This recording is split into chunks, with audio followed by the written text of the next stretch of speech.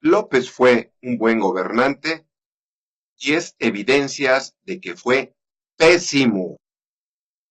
Según López, todos los gobernantes son bandidos e ineptos, excepto él y sus achichincles.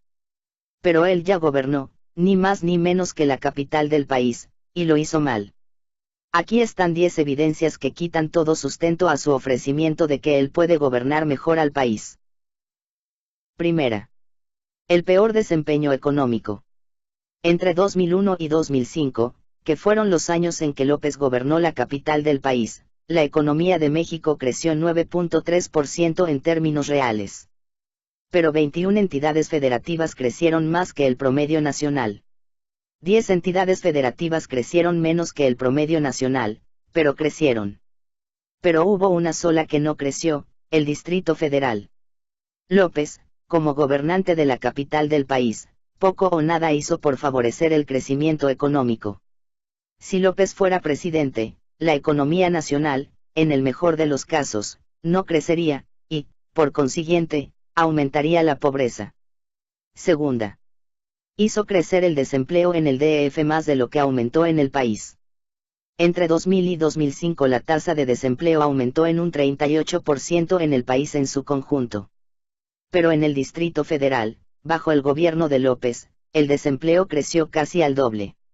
Y es que a López nunca le ha interesado favorecer la creación de riqueza y la creación de empleos. Tercera. Obstáculos a la generación de riqueza. El Banco Mundial reveló que en 2005 el Distrito Federal figuró en los últimos lugares entre las entidades federativas por las facilidades para los negocios. No sorprende entonces que bajo López la economía del Distrito Federal no creciera. El negocio de López no es favorecer la generación de riqueza, sino la creación de pobreza para lucrar políticamente con ella. Cuarta. Cultivando la pobreza y la falsa pobreza para comprar el voto. El único objetivo de López en el gobierno de la capital del país, fue usarlo para llegar a la presidencia. Para realizar su ambición de poder, López recurrió a un programa de subsidios, que no fue sino la más descarada y masiva compra del voto jamás vista. Su prioridad de gasto público siempre fue esa, nunca las necesidades de los ciudadanos. Por ejemplo, era más urgente elevar los miserables salarios de los policías, para así mejorar la seguridad pública.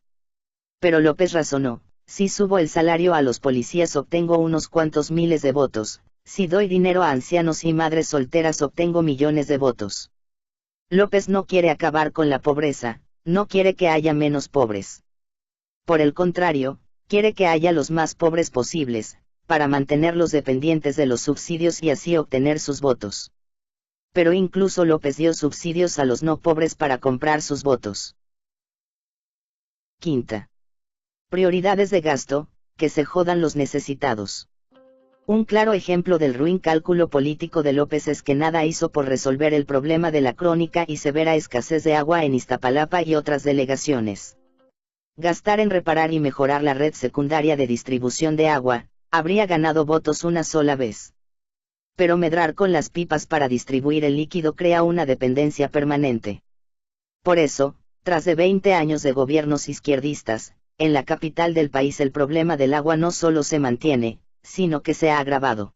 Sexta. Fraude educativo a cambio de votos. Un ejemplo más del interés de López por lucrar políticamente con las necesidades sociales, es el fraude educativo de la Universidad de la Ciudad de México y el sistema de escuelas de bachillerato. Según su principio de que el aprovechamiento académico no debe ser evaluado, en sus escuelas patito no hay exámenes de admisión ni para medir si los alumnos aprenden.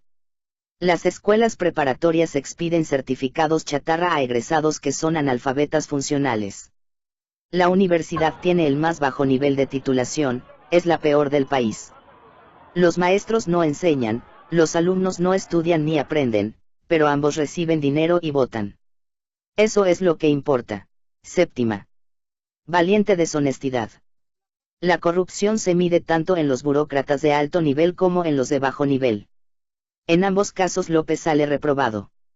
No hizo nada para reducir la corrupción de unos ni de otros. Muy conocidos son los videos en los que se observa a sus principales operadores, René Bejarano y Carlos Simas recibiendo cuantiosos sobornos. Ahí están también los videos de su tesorero, Gustavo Ponce, gastando fortunas en Las Vegas.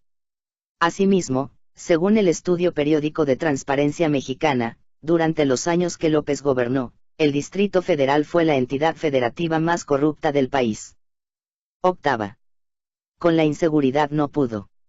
En 2004 López recibió un reconocimiento patito, fue designado el supuesto segundo mejor alcalde del mundo.